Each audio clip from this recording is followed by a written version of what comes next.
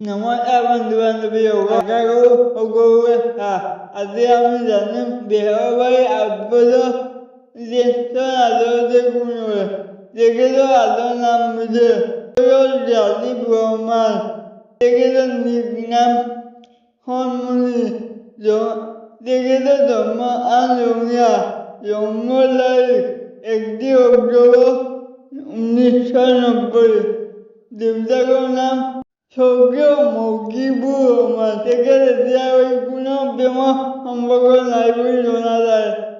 তেখেত বেহৰবাৰী আউটপোষ্টত অভিনয় কৰাৰ লগতে সঞ্জয় পৰিচালক হিচাপে কাম কৰে। ভিডিঅ'টো ইমানে আজি ভিডিঅ'টো যদি ভাল পায় এনেদৰে সাবস্ক্ৰাইব কৰিব নাপাহৰিব। ধন্যবাদ।